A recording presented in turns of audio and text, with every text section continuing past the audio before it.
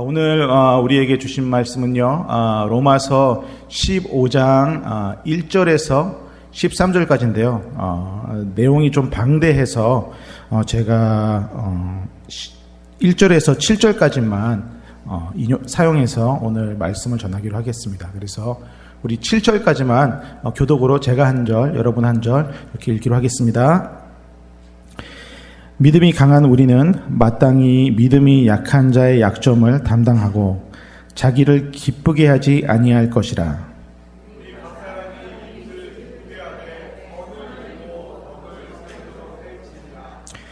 그리스도께서도 자기를 기쁘게 하지 아니하셨나니 기록된 바 주를 비방하는 자들의 비방이 내게 미쳤나이다 함과 같으니라.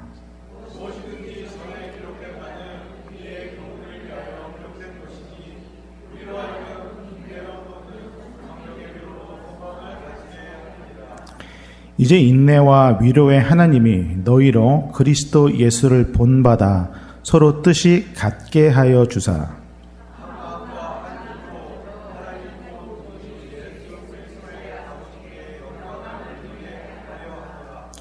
그러므로 함께 하겠습니다. 그러므로 그리스도께서 우리를 받아 하나님께 영광을 돌리심과 같이 너희도 서로 받으라. 아멘. 자, 아름답고 강한 믿음의 공동체로 오늘 함께 말씀 나누겠습니다. 우리 교회 표가 만남으로 새로워지는 교회도 있고 또 이제 목사님이 또 가져다 주신 비전이 있죠. 아름다운 교회, 행복한 교회, 또 꿈꾸는 교회가 있잖아요. 근데 오늘 말씀을 묵상하면서 아름다운 교회가 이런 것이구나, 이런 모습을 가지고 있구나, 아름다운 공동체는 강한 믿음을 가지고 있구나라는 생각을 하게 됐습니다. 그래서 오늘은 성도님들과 함께 강한 믿음에 대해서 한번 생각해 보려고 합니다. 그래서 우리 15장 1절을 같이 한번 먼저 읽어보겠습니다. 함께 읽어볼게요. 믿음이 강한 우리는 마땅히 믿음이 약한 자의 약점을 담당하고 자기를 기쁘게 하지 아니할 것이라. 아멘. 오늘은 이 서신도 역시 바울이 로마에 보내는 바울의 서신이죠. 그런데 로마의 기독교인들이 과연 이때에 믿음이 강했을까라는 질문이 들었어요. 아직 바울이 도달하지 못했고 그랬기 때문에 믿음은 아직 강하다는 거는 좀 무리가 있어 보였는데요. 바울은 여기에서 로마 성도들이 믿음이 강하다고 말하는 것이 아닌 것 같고 아마도 믿음이 강하려면 이런 퀄리티를 가지고 있어야 된다는 것을 설명하려고 한 것 같습니다.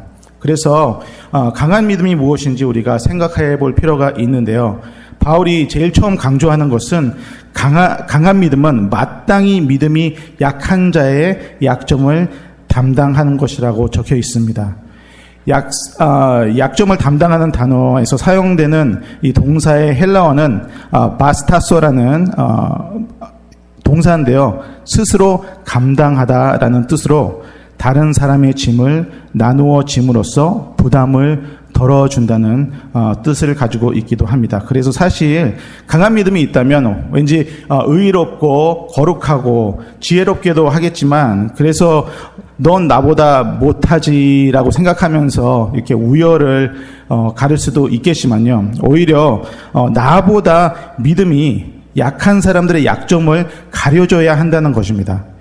이것은 아마도 누구누구 집사님이 결석하셨네요. 오늘 수요 예배. 이렇게, 그런데 모르는 척 해드려야지. 그 잘못을 가려드려야지 하는 차원보다는 조금 더 나가는 것이죠. 누군가의 짐을 덜어준다는 것은, 누군가의 짐을 덜기 위해서 나의 내가 남보다 잘하는 것, 내가 칭찬받아 마땅한 것들을, 이런 기쁨들을 마다하면서까지 누구의 약점을 담당한다는 것입니다.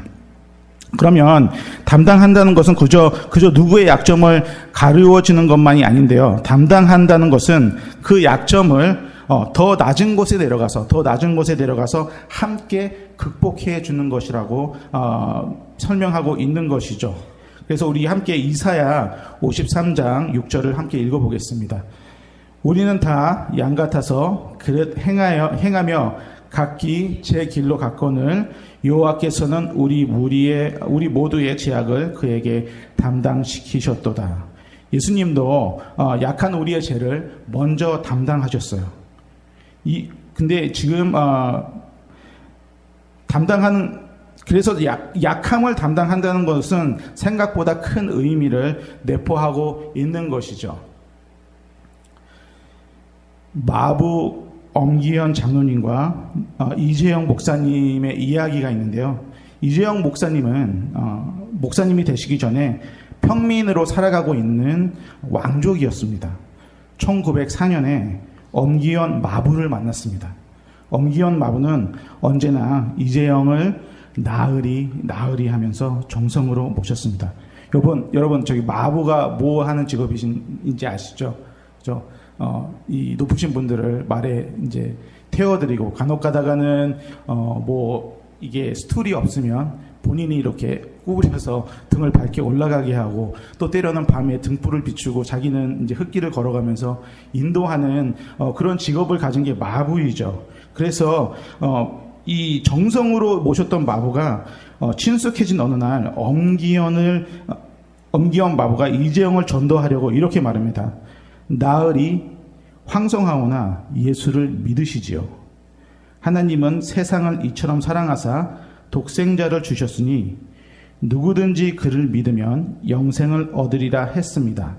나으리도 예수를 믿으면 죄사함을 받고 영생을 얻을 수 있습니다. 이재영은 마부꾼의 태도가 괘씸해서 핀잔을 주면서 말했습니다.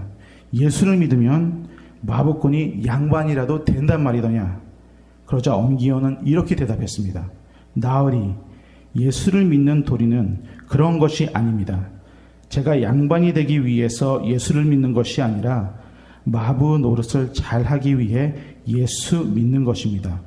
나으리께서 예수를 믿으시면 제가 평생을 마부꾼으로 나리를 모시겠습니다. 라고 대답했습니다. 이 말에 놀란 이재영 씨는 마부와 아내를 통해서 예수님을 영접하고 장로가 되고 또 목사님이 되셨다는 일화가 있습니다. 그래서 담당하는 것은 이런 것 같습니다. 높은 곳에서 우리가 높은 직위에서 이미 성공해서 또 가여운 마음에 손을 내미는 것이 아니라 마부처럼 누군가는 내 등을 밟고 올라가서 구원에 이를 수 있다면 기쁨으로 내려가서 내 등을 내어주는 것. 누군가는 말을 타고 가더라도 은혜만 끼칠 수 있다면 나는 기꺼이 흙밭을 함께 걸어주는 것. 이것이 약자를 담당하는 마음인 것인데요. 이것이 함께 짐을 나누는 것입니다. 그런데 여기서 모세는 한 단계 더 나갑니다. 이스라엘 민족이 출애굽해서 10계명을 위해서 모세가 시내산에 올라갔을 때 어떻게 했죠? 우상을 만들고 금송아지를 만들고 우상을 만들었죠. 하나님께서는 진노하시고 모세에게 이 백성을 내가 진멸하고 새 민족을 이루겠다고 말씀하시는데요. 이때 모세가 이렇게 말합니다. 우리 함께 출애굽기 32장 32절을 읽어보실게요. 그러나 이제 그들의 죄를 사하시옵소서. 그렇지 아니하시오면 원하건대 주께서 기록하신 책에서 내 이름을 지워버려 주옵소서. 굉장히 도전적인 고백 아닙니까? 저는 이런 고백을 하기가 무섭습니다. 여러분들 이런 고백할 수 있어요? 누구의 죄를 사하여 주지 않으시면 저를 생명책에서 이름을 지워버리세요. 저는 그 정도로 누군가의 구원을 원합니다.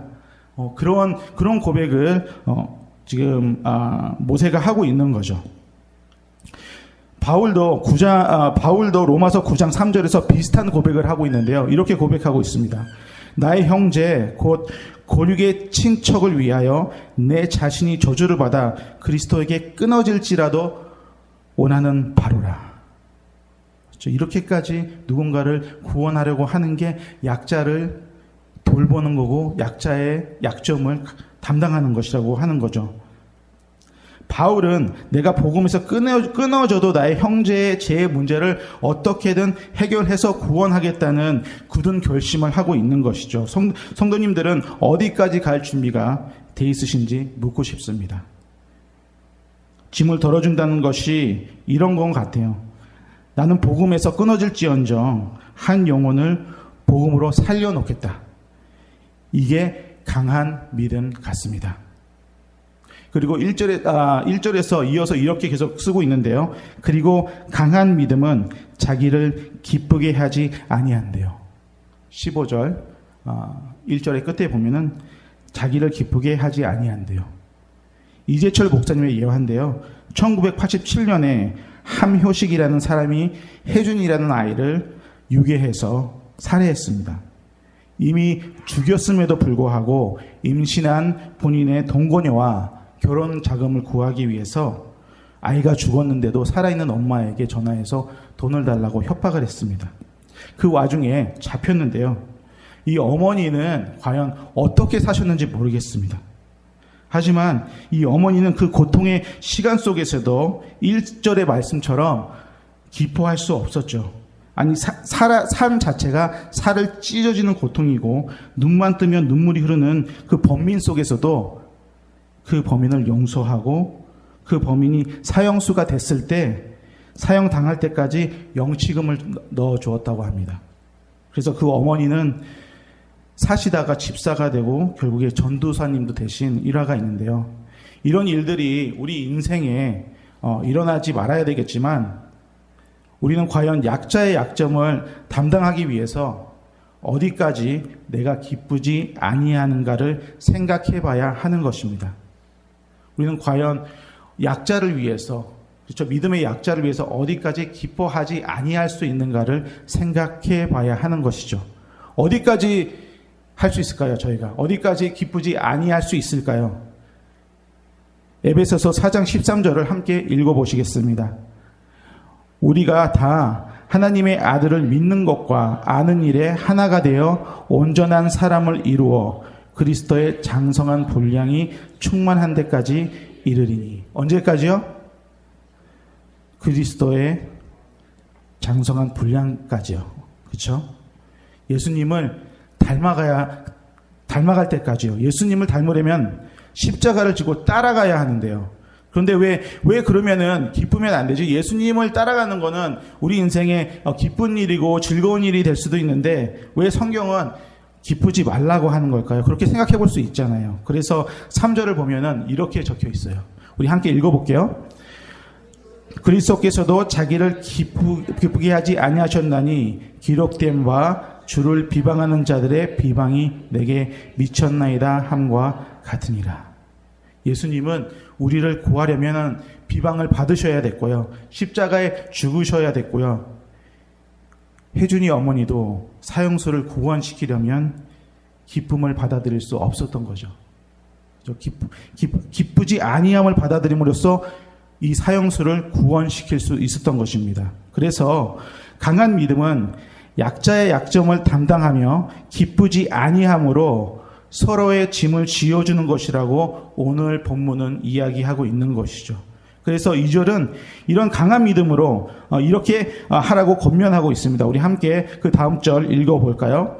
우리 각 사람이 이웃을 기쁘게 하되 선을 이루고 덕을 세워야 한다고 말하고 있습니다. 이 구절을 어떻게 보면 이 구절은 그래도 수월한 단계인 것 같아요. 우리 누군가를 기쁘게 하고 덕을 세우는 건 잘할 수 있잖아요. 그죠? 이게 프레스너 한인 장로교의 주특기인 것 같습니다. 제가 어딜 가도 기쁨이 넘치고, 그죠? 서빙이 넘치고, 어딜 가나 웰컴 받고, 너무 저는 서빙을 잘 받아서 항상 어디 가면은 감동하고 다녀요. 여기 사무실에서도 가만히 일하고 있다가도 누군가 또 먹을 거 갖다 줘 그러면 너무 감동해서 저는 엄청난 서빙을 받고 있습니다. 그런데 바울은 2절에서 단순하게 이웃을 기쁘게 하고 선을 이루고 덕을 세우라고 하고 있지는 않는데요. 그래서 1절과 2절을 같이 합해서 읽어보도록 하겠습니다. 우리 함께 읽어볼게요. 자기를 기쁘게 아니함으로 이웃을 기쁘게 하고 선을 이루고 덕을 세우기를 원한다는 것입니다. 그렇죠? 그래서 내가 기쁘지 않기 위한 노력이 이웃에게 유익을 끼치는 일이 되어야 한다는 겁니다. 어떻게 내가 기쁘지 않은 일이 이웃에게 덕을 끼칠까요? 우리 갈라디아서 6장 1절에서 2절을 함께 읽어보겠습니다.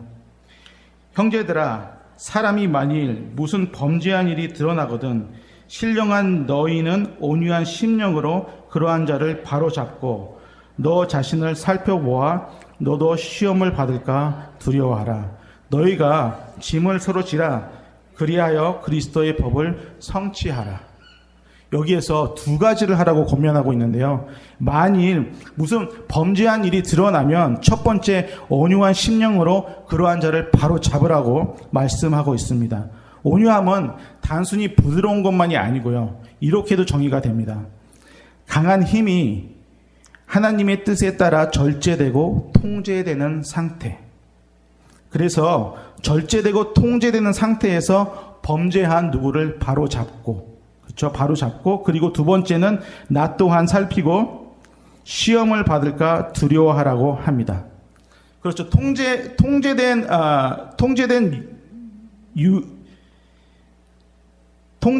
유익을 끼치라는 겁니다.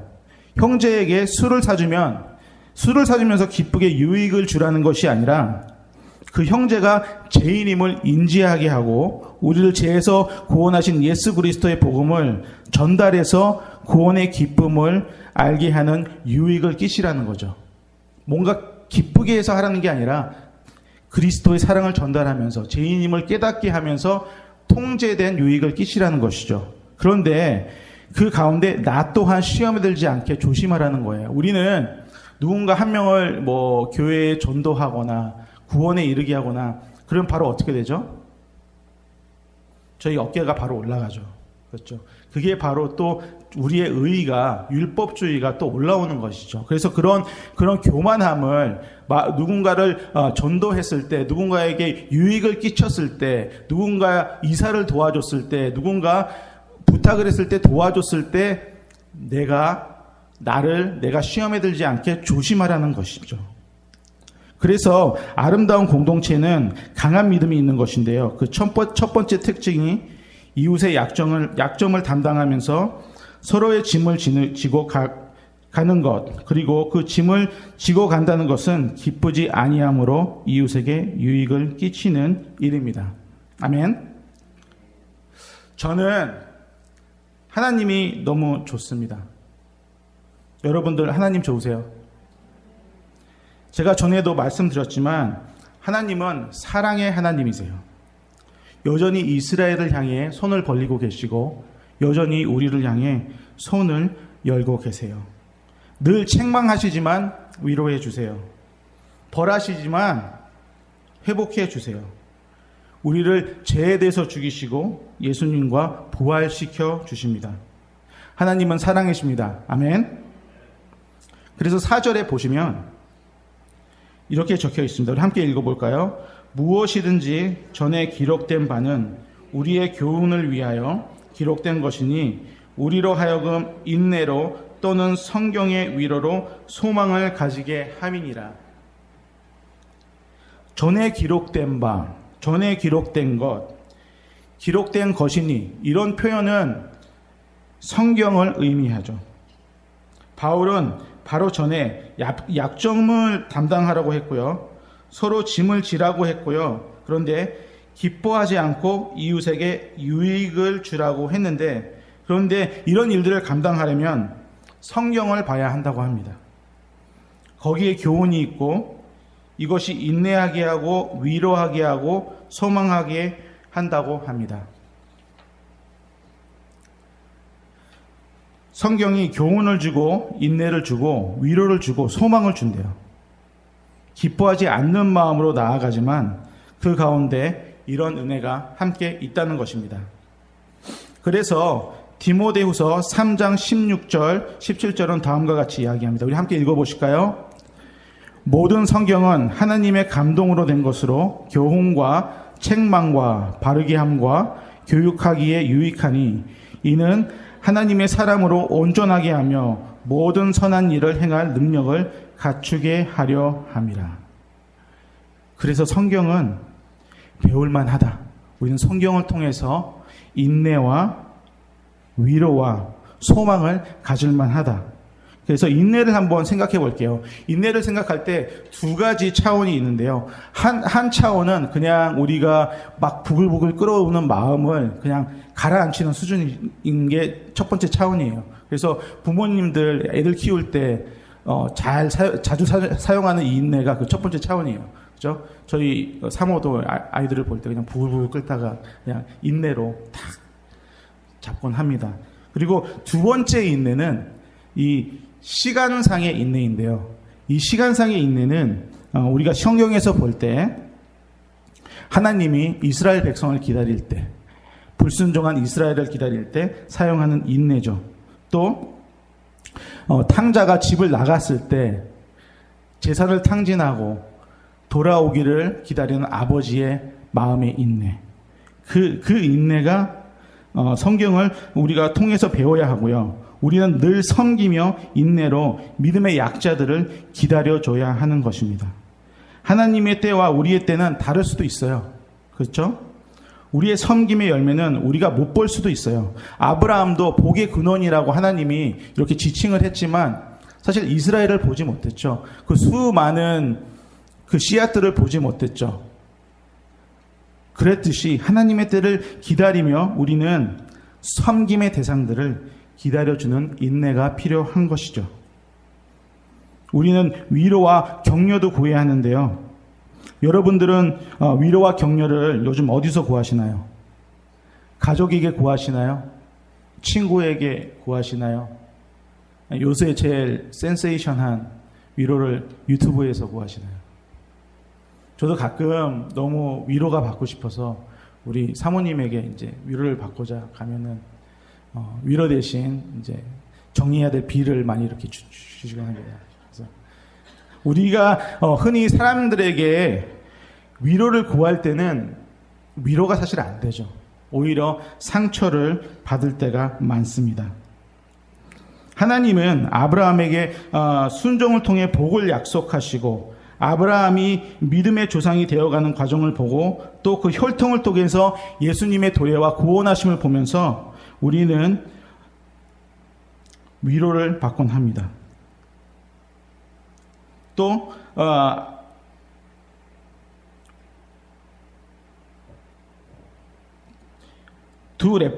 성경에서 두 렙돈을 헌금한 과부의 믿음을 칭찬하시면서 작은 믿음이 크다고 하시는 예수님을 보면 위로가 됩니다.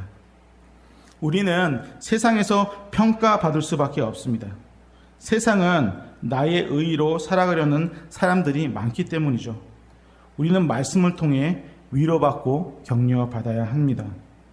그리고 두 번째로는 말씀을 통해서 위로를 해야 합니다.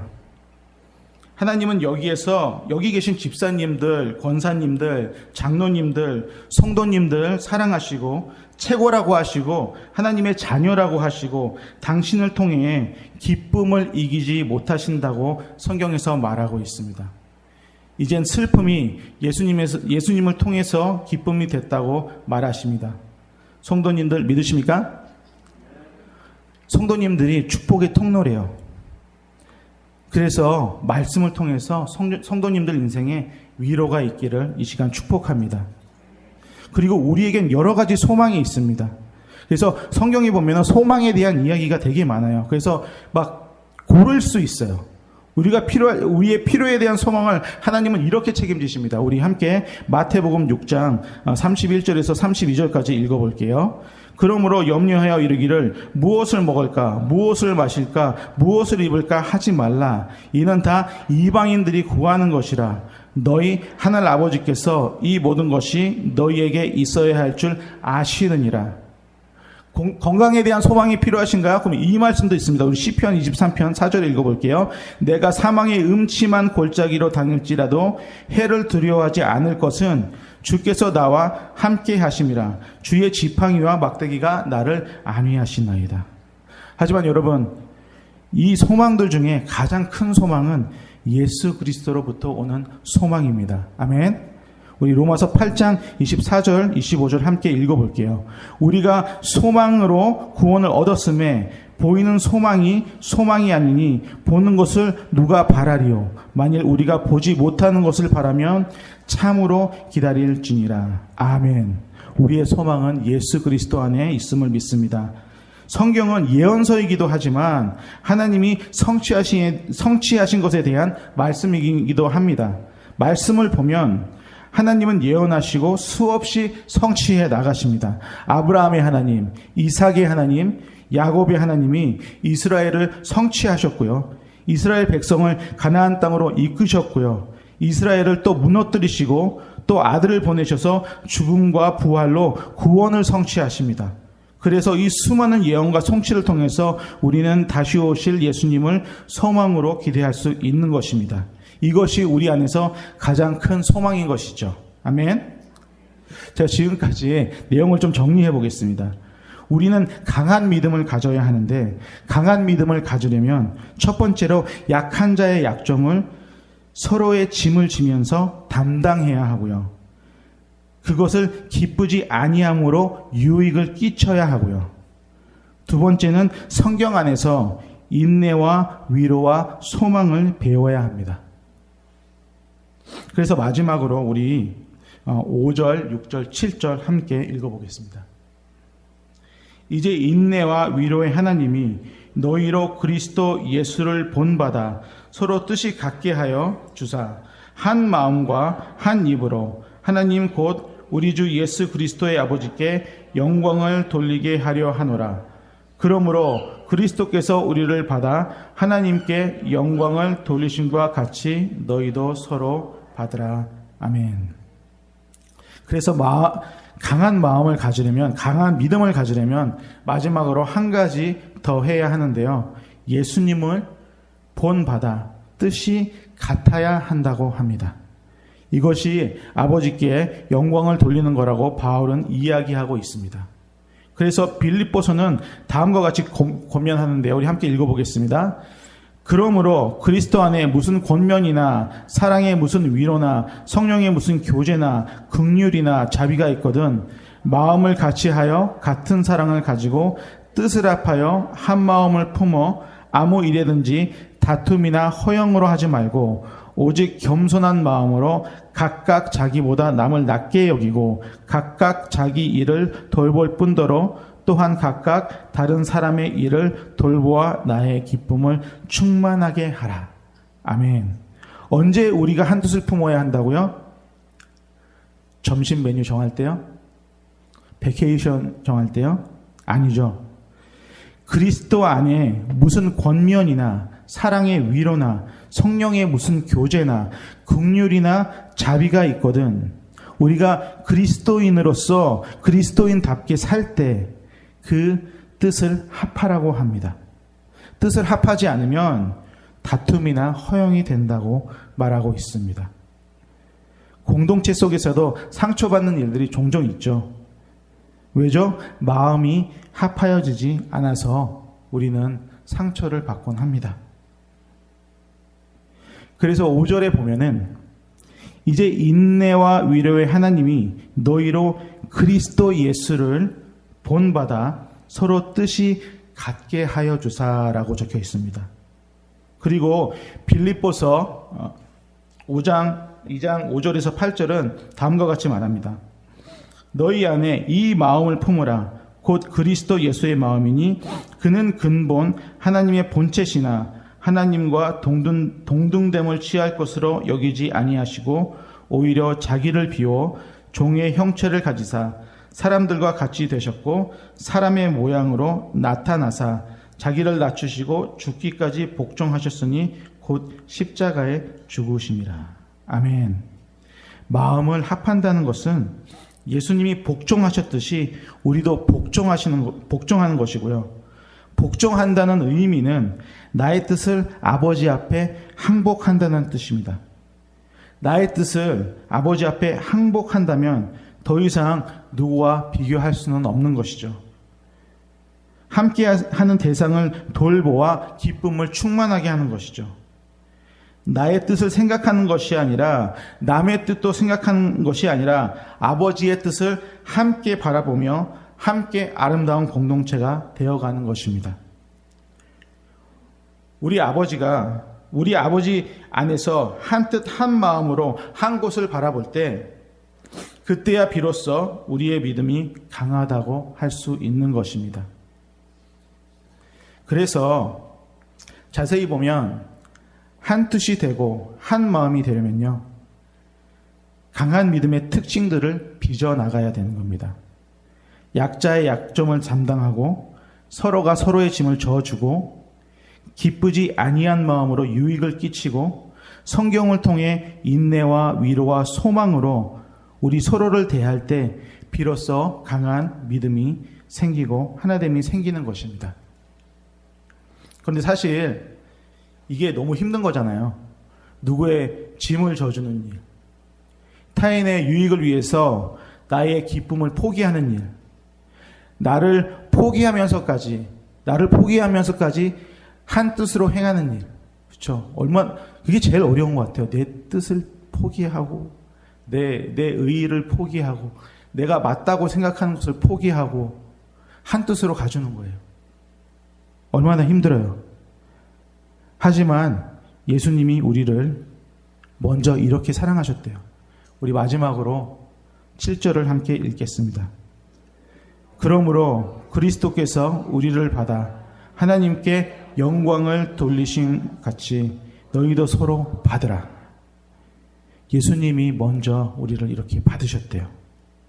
우리가 죄인일 때, 우리가 약할 때, 내 짐을 들지 못할 때, 내가 내 자신에게 유익한 삶을 살지 못할 때, 인내도 없고 위로도 없고 소망도 없을 때, 절대 하나 되지 못할 때 예수님은 우리를 받으셨대요. 그리고 제일 중요한 건 하늘의 아버지께서 이것을 영광으로 삼으셨대요. 아멘. 그래서 오늘 예수님은 오늘 우리에게 초청합니다. 너희도 서로를 받으라. 너희도 받으라. 너희 중에 죄인들, 약한 사람들, 우리의 기쁨을 포기해서라도 유익을 주고 인내하고 위로하고 그리스도 안에서 소망할 수 있게 하고 한 마음으로 공동체를 세워가라는 아버지의 뜻이, 또 이렇게 낮은 마음이 강한 믿음이라고 선포하는 예수 그리스도의 능력이 오늘 아름다운 프레스노 한인장로교회 공동체에 임하기를 축복합니다. 기도하겠습니다.